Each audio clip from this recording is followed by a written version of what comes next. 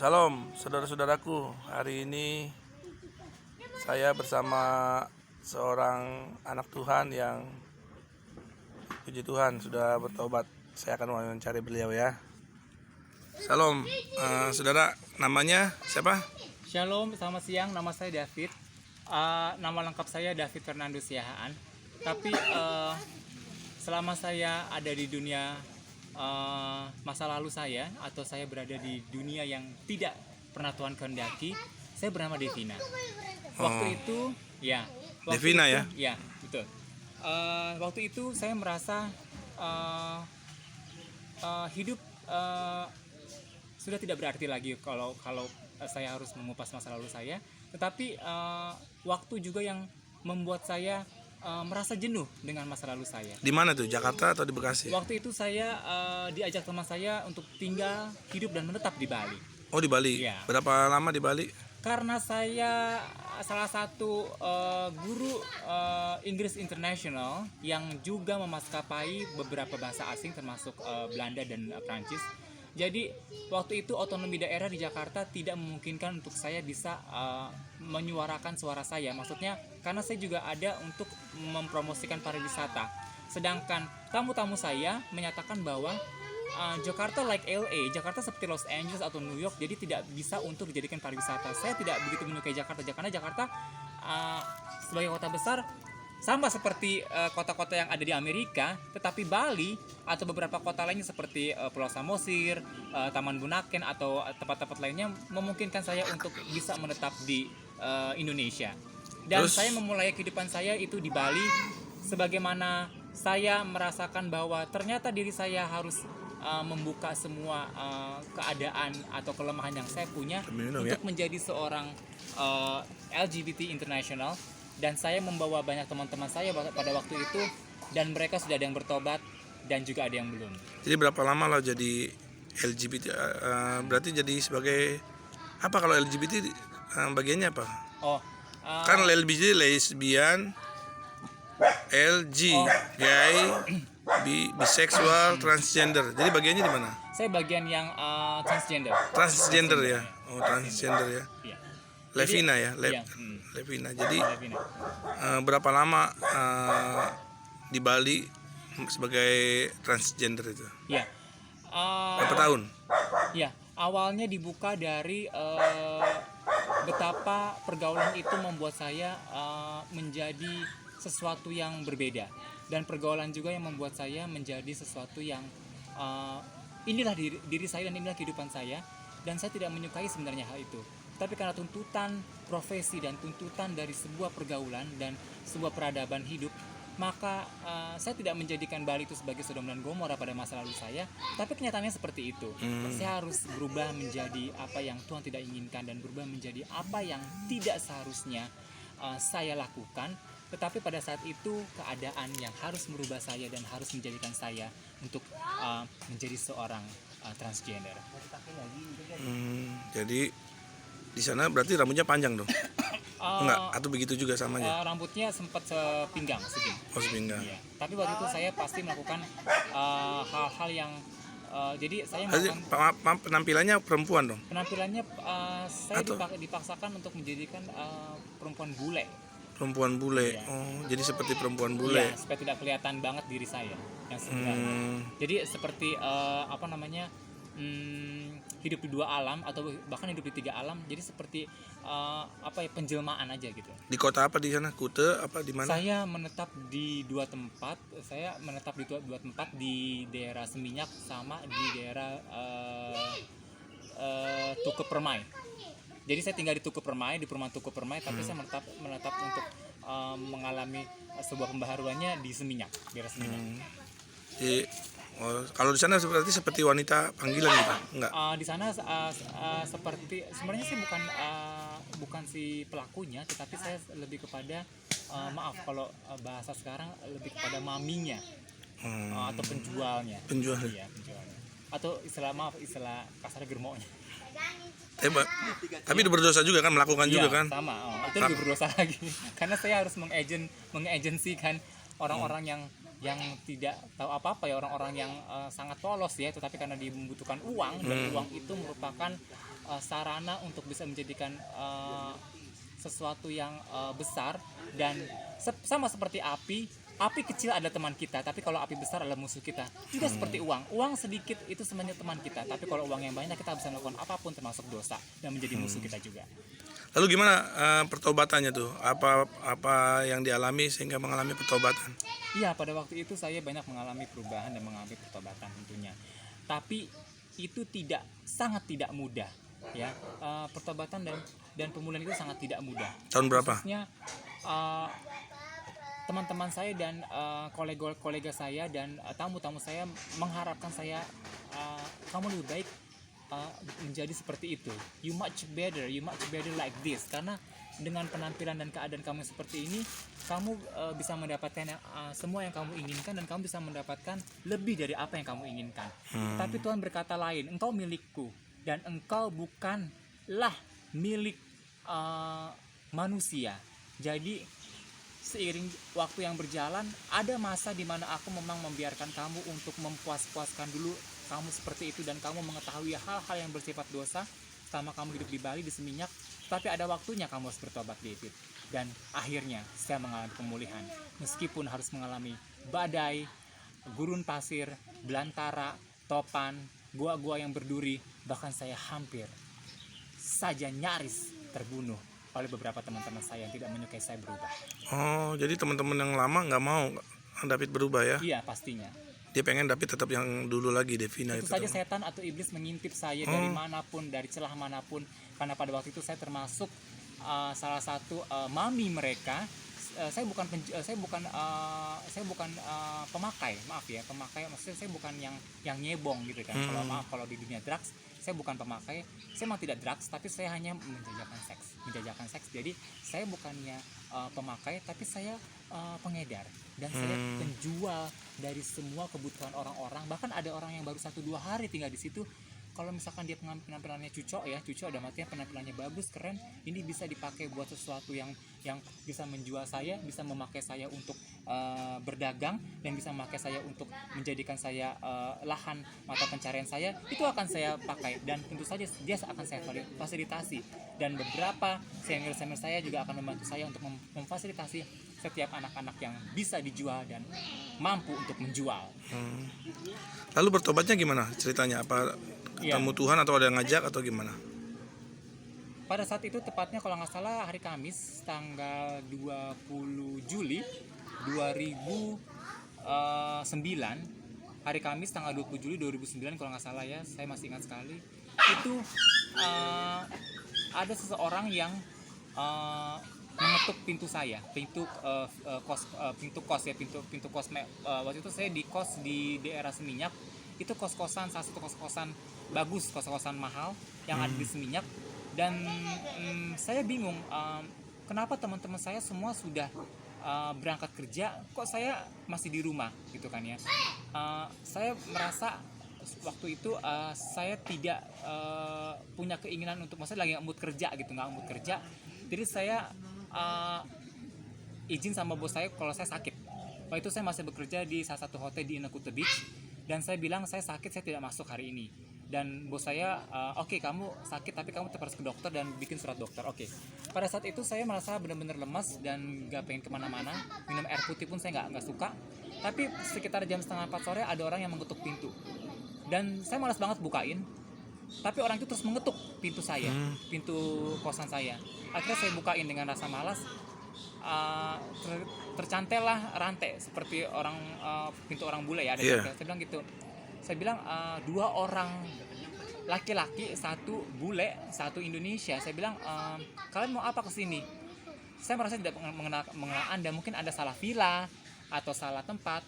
Tapi dia bilang, benar, ini Seminyak Couturier Sunset Road nomor 17, number 17. But are you David? Ya, saya David, tapi mungkin ada banyak nama David di sini. Saya bukan David dalam artian saya dikenal namanya Devina, bukan David. Tapi bagaimana Anda tahu nama saya David? Waktu itu pernah Anda memberikan KTP kartu nama Anda di salah satu gereja GBI di Seminyak. Oh ya? mungkin saya lupa. Akhirnya dia saya suruh masuk karena dia bertahan di luar. Dan saya merasa kesal pada waktu itu. Dia saya suruh masuk, tapi udah tunggu sebentar, wait a minute, saya ambilkan Anda dulu minum. Tapi saya nggak keluar lagi. Saya bohongin dia. Saya lewat pintu belakang. Saya pikir ini kayaknya hamba Tuhan. Mungkin ada orang yang kasih tahu ingin memulihkan saya. Saya nggak suka. Biar aja dia kalau emang orang baik dia akan pulang lagi. Tapi kalau emang dia penjahat, dia maling aja. Saya udah pasrah mau dimaling barang saya nggak ada apa-apa karena semua serba di bank kan, di ATM gitu.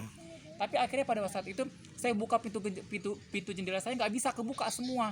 Saya merasa terkurung di situ, merasa terperangkap. Saya seperti ditangkap Tuhan Yesus. Saya seperti David, udah saatnya kamu bertobat, nggak bisa. Kamu mau lari kemanapun kamu nggak bisa. Akhirnya saya bilang gini, sebentar, saya mau beli sesuatu dulu. Kamu di sini aja dulu karena nggak ada satu pintu lagi yang bisa dibuka selain pintu keluar karena jendela semua ketutup, kekunci.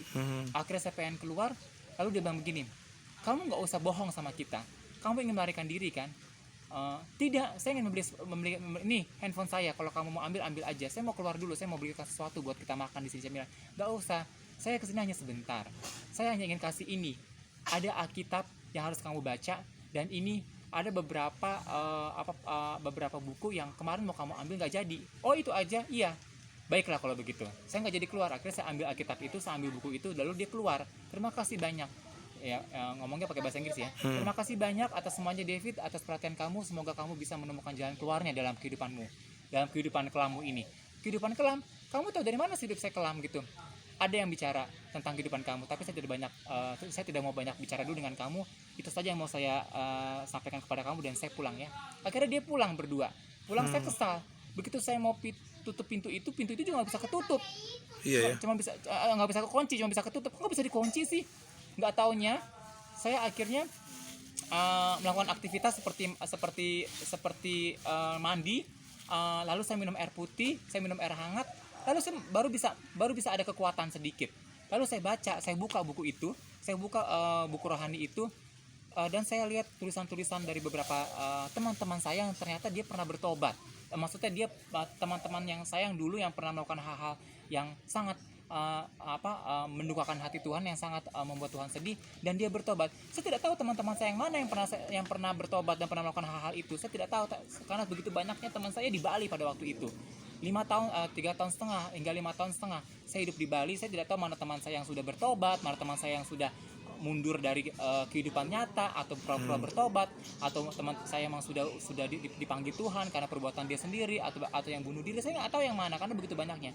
Tapi akhirnya saya pada waktu itu saya mengenal kasih Allah, saya mengenal kasih Tuhan, bahwa Tuhan memang baik, Tuhan memang bijaksana, Tuhan memang ingin saya menyudahkan semua masa lalu saya.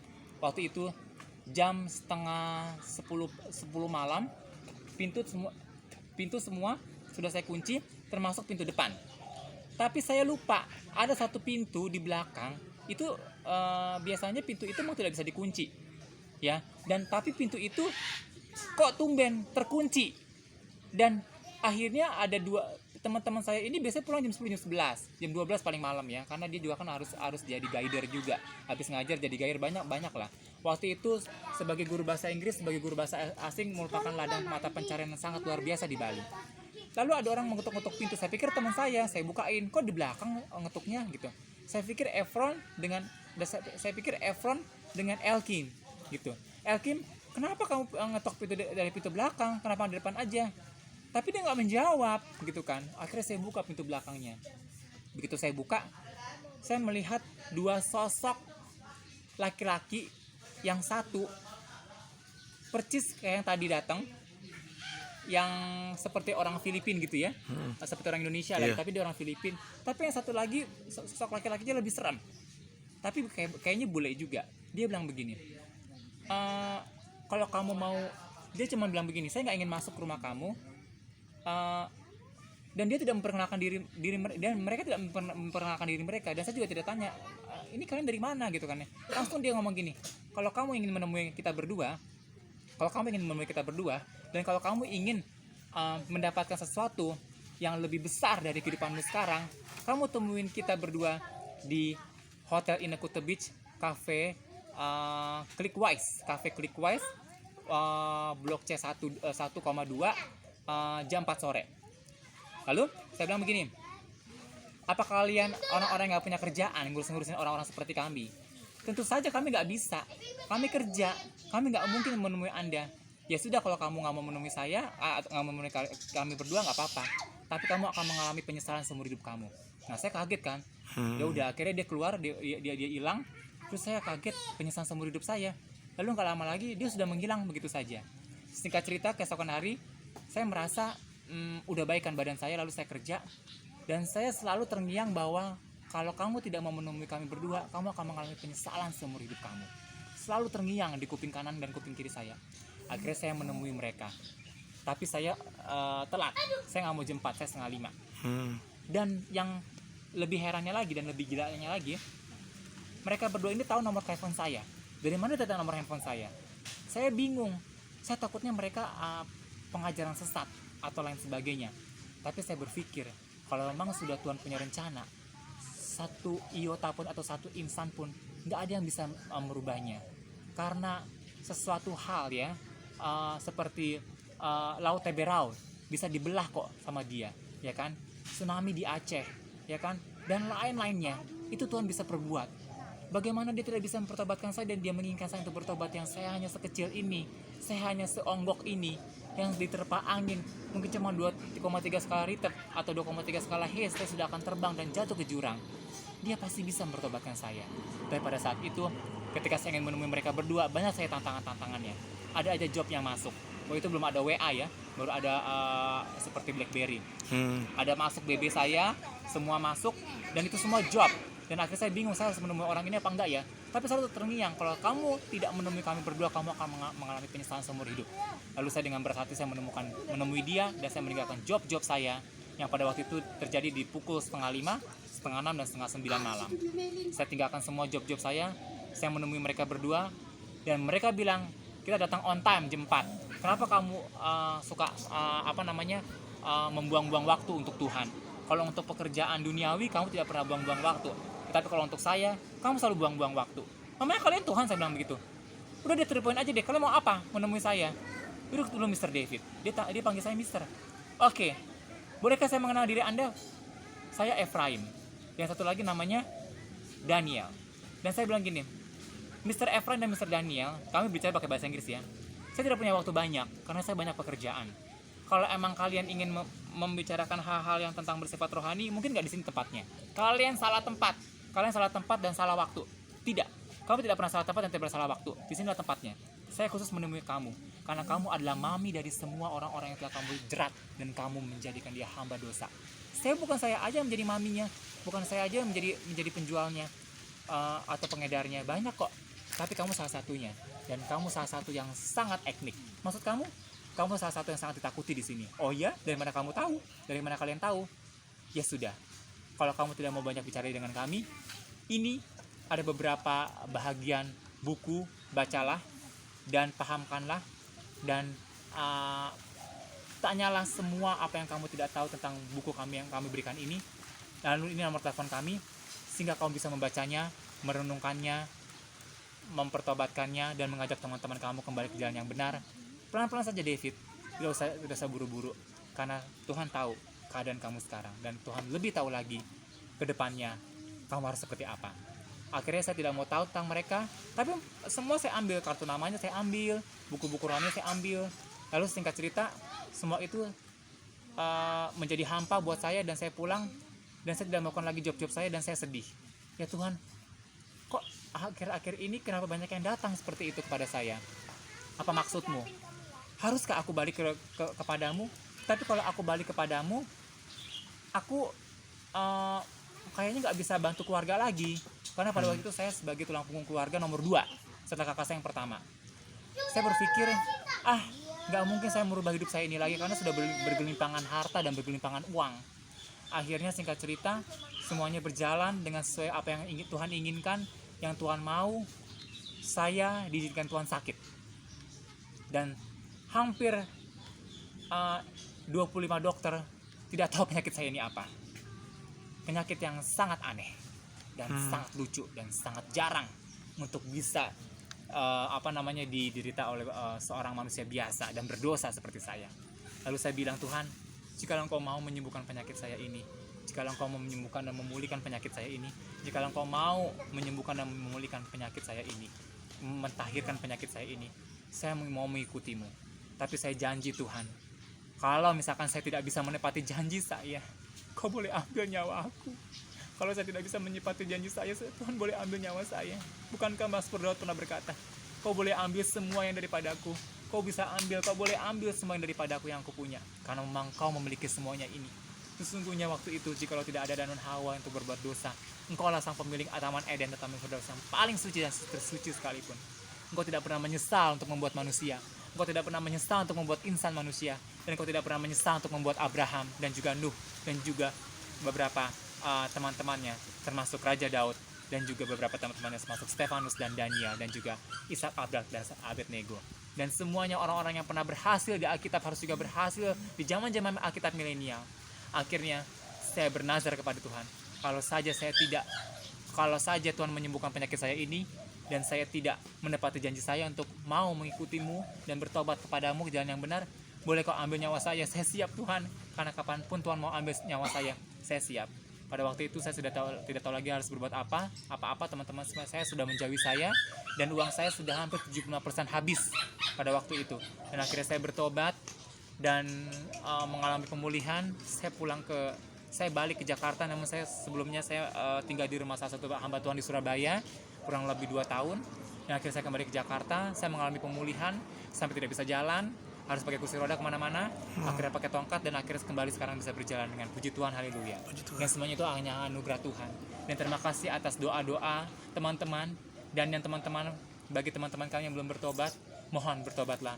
Karena pada saat ini Tuhan sedang menguji kita, sedang membuat kita suatu peraturan yang benar-benar dahsyat dan luar biasa. Bukan karena COVID-19, bukan karena pandemi, bukan karena kamu pernah jatuh dalam keadaan berdosa, bukan karena masa lalu kamu bertobat, bukan karena masa lalu kamu dan masa kelam kamu bertobat, bukan karena kamu ingin mendapatkan hadiah dan reward dan surga kamu bertobat, bukan karena teman-teman kamu bertobat, bukan karena ayah kamu, bukan karena ibu kamu, bukan karena suami kamu, anak kamu, adik kamu, bukan karena nenek kamu, kakek kamu, atau bukan karena pacar kamu, bukan karena uang, dan juga bukan karena ketenaran, kepopuleritasan, atau bukan karena dengan jabatan kamu bertobat. Tetapi ingat teman-temanku, kalian bertobat karena Tuhan Yesus. Karena Tuhan Yesus yang sudah mempertobatkan kami semua di sini, dan termasuk saya. Dan janganlah pernah menghambakan pertobatan itu menjadi suatu unsur yang tidak nyata, dan jadikanlah pertobatan itu menjadi satu unsur yang nyata. Dan niscaya kelak Tuhan Yesus akan memberikan yang terbaik, dan anak-anak Tuhan tidak akan pernah disentuh oleh virus satupun, termasuk virus HIV, virus sifilis, dan juga virus COVID-19. Semuanya akan menjadi satu dan akan kembali menjadi apa yang Tuhan inginkan. Seperti halnya para malaikat yang sudah mempersiapkan kembali Taman Eden dan Taman Firdaus untuk kita. Suatu saat atau satu kelak nanti Tuhan akan memberikan semua janji-janjinya, dan sudah Tuhan genapi dan sudah Tuhan tepati mulai sekarang sampai dengan selama-lamanya. Ingat, Tuhan Yesus sudah di jalan, Tuhan Yesus sudah OTW. Bertobatlah. Kalau tidak kita sendiri yang bertobat, karena Tuhan Yesus, karena Dia sudah mati di kayu salib, dan darahnya yang sangat mahal sudah menembus dosa-dosa kita, dan kita harus menjadi sesuatu yang berbeda. Saat ini waktunya, sudah tidak ada waktu lagi. Mungkin besok, mungkin lusa, mungkin bulan depan, mungkin tahun depan Tuhan datang, kita nggak tahu. Ayo bersiaplah teman-teman, bersiaplah, sudah tidak ada waktunya lagi. Jangan pernah tunggu suami kamu, jangan pernah tunggu istri kamu, jangan pernah tunggu anak-anak kamu atau adik kamu, jangan pernah tunggu kakek kamu atau nenek kamu untuk bertobat, jangan pernah tunggu pacar kamu untuk bertobat. Karena ke surga itu sendiri-sendiri Tuhan, karena ke surga itu sendiri-sendiri teman, karena ke surga itu sendiri-sendiri kawan, karena ke surga itu tidak bisa numpang. Ke surga itu tidak bisa, lu numpang dong pakai Honda Jazz lo, lu numpang dong pakai Abarth atau pakai Mercy lo, atau pakai busway lo, atau pakai motor lo, nggak bisa. Ke surga itu sendiri-sendiri. Malaikat akan menyungsungkan tangannya sendiri-sendiri gimana, atau caranya bagaimana. Kalau memang kalian sudah bisa di rapture atau diangkat ke surga, itulah berarti kalian sudah memenuhi syarat untuk bisa menjadi salah satu penghuni rumah Allah. Bertobatlah karena Tuhan Yesus, bukan karena banyak hal atau bukan karena satu hal.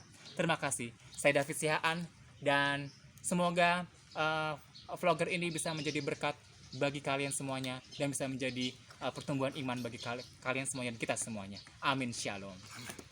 Terima kasih banyak ya, Pak David ya, dan memberkati. Dan mari teman-teman kita bertobat, percayalah Tuhan mengasihi kita semua, Dia sayang mengasihi kita. Dia sangat mengasihi kita, Dia mengasihi saudara juga. Tuhan Yesus memberkati. Shalom.